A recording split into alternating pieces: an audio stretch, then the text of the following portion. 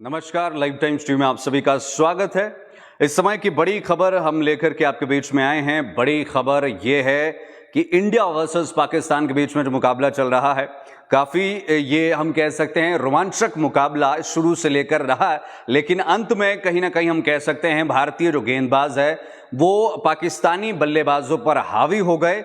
2 विकेटों के बाद जिस तरह से झड़ी लगी, पाकिस्तान जो है वो उसे यहां पर नहीं बचा पाया और अल्टीमेटली कितना स्कोर बनाया है, किस किस ने कितना यहां पर जो है वो चीजें की है, वो मैं आपके साथ यहां पर साझा करने वाला हूं। पाकिस्तान की तरफ से कौन हाईएस्ट स्कोरर रहा, इंडिया की तरफ से कौन मैच हीरो रहा है, ये हम आपको यहां पर बताने की कोशिश करेंगे। लेकिन सबसे पहले आपको ये बता दें कि आप इस लाइव स्ट्रीम को शेयर भी जरूर करें। 191 रन बनाकर यहां पर जो है वो ऑल आउट हो चुकी है पाकिस्तान। 191 और 192 का यहां पर लक्ष्य इंडिया के सामने रखा गया है और इंडियन स्पेक्टेटर्स या इंडियन जो यहां पर सपोर्टर्स है उनका यह मानना है कि भारत इस मैच को इजीली जीत जाएगा। लेकिन क्या पाकिस्तान अपनी साख बचा पाएगा, यह यहां पर बड़ा सवाल है। लेकिन इसी के तहत हमें यह भी चीज ध्यान में रख लेनी चाहिए कि पाकिस्तान का जो बॉलिंग अटैक है वो वर्ल्ड में सबसे बेहतरीन बॉलिंग अटैक है और जिस तरह से स्विंग यहां पर इन स्विंग जो है वो बुमराह को लास्ट के ओवर्स में देखने को मिला, उससे जरूर ऐसा अनुमान यहां पर लगा सकते हैं कि पाकिस्तान के बॉलर्स भी शुरुआती दौर में इंडिया को परेशान यहां पर कर सकते हैं। लेकिन जैसे जैसे मैच आगे चलता जाएगा, ड्यू फैक्टर वहां पर रहेगा, उसकी वजह से बॉलिंग करना टफ हो जाएगा।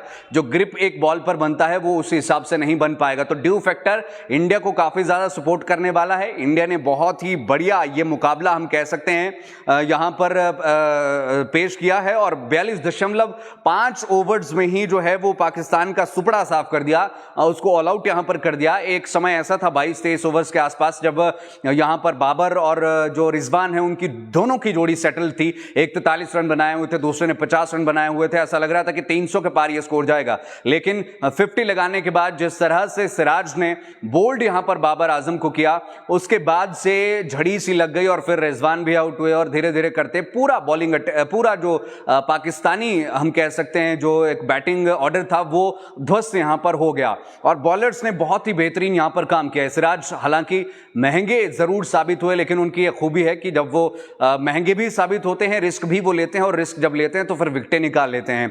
बुमराह की बात करें तो क्या सटीक गेंदबाजी उन्होंने करी है। 19 रन 7 ओवर्स में उन्होंने दिए और 2 विकेट्स यहां पर हासिल किए हैं और पहले ही ओवर इन्होंने अपना मेडन डाला था, तो वहीं से तेवर पता लग गए थे कि कुछ कमाल ये करने वाले हैं। मोहम्मद सिराज की बात करूं, जैसा कि मैंने आपको बताया स्टैटिस्टिक्स की यदि बात की जाए तो 50 रन इन्होंने दिए 8 ओवर्स में, महंगे ये साबित रहे हैं। इकोनॉमी अगर हम बात करें तो 6.25 की यहां पर रही, लेकिन 2 विकेट, अहम विकेट इन्होंने यहां पर चटकाए जिससे ब्रेक थ्रू इंडिया को मिला और इंडिया एक हम कह सकते हैं स्ट्रांग पोजीशन में इस समय पर खड़ी दिखती हुई नजर आ रही है।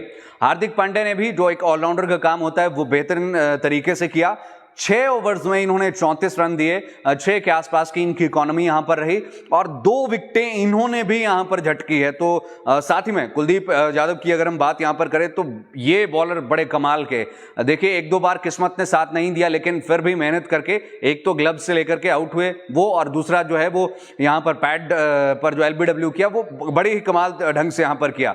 10 ओवर्स में 35 रन इन्होंने दिए, 2 विकेट इन्होंने भी यहां पर झटके हैं। रविंद्र जडेजा की बात करें तो ये भी अपना काम बखूबी कर गए। 9.5 ओवर्स में लास्ट में ये सभी एक्सपेक्ट कर रहे थे कि रविंद्र जडेजा 1 विकेट ले ले, क्योंकि सभी ने 2-2 विकेट लिया हुआ था, रविंद्र जडेजा के पास 1 विकेट था। तो इन 9.5 यानी कि अपने 10 ओवर समाप्त होने से 1 गेंद पहले इन्होंने दूसरी विकेट ले ली और 38 रन इन्होंने यहां पर दिए हैं। शार्दुल ठाकुर की बात करें, शार्दुल ठाकुर जिनको की ओवर्स भी कम दिए गए हैं, मैं मेन 5 बॉलर्स की बात कर रहा हूं, इन्होंने 2 ओवर्स में 12 रन दिए और इनको कोई विकेट यहां पर नहीं मिला है। लेकिन जो 5 मेन बॉलर्स इंडिया ने उतारे उन्होंने बेहतरीन परफॉर्मेंस यहां पर दिया है। और पाकिस्तान की तरफ से अगर हम बात यहां पर करें तो शफीक ने जो है 20 रन बनाए 24 गेंदों में, इमाम उल हक ने 36 रन बनाए 38 गेंदों में और बाबर आजम ने 50 रन बनाए। बाबर आजम 50 रन जब बना रहे थे, हालांकि फॉर्म इनकी खराब चल रही थी, लेकिन इंडिया के खिलाफ जिस तरह से ये फ्रंट फुट पर आकर के बॉल्स को ले रहे थे, ऐसा लग रहा था कि आज शायद बड़ी पारी यहां पर खेलेंगे और पाकिस्तान का जो है वो लंका लगाएंगे, पाकिस्तान को जो है वो 300 के पार लेकर के जाएंगे। लेकिन ऐसा हुआ नहीं और वो 50 पर ही आउट यहां पर हो गए 58 गेंदों में। रिजवान की बात करें, रिजवान जडेजा ने पहले जो है वो एक तरह से उनको एलबीडब्ल्यू में अंपायर ने आउट दे दिया था, लेकिन उसके बाद उनको मौका मिला डीआरएस लेकर के वो बच गए। उन्होंने भी यहां पर 49 रन बनाए, अपनी 50 नहीं बना पाए। शकील 6 रन बनाकर आउट हुए।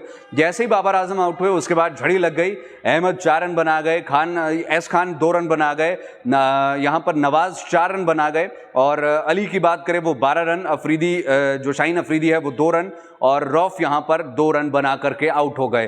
तो किस तरह से हम कह सकते हैं कि पूरी टीम लुढ़क गई, वो हमने आपके साथ यहां पर साझा किया।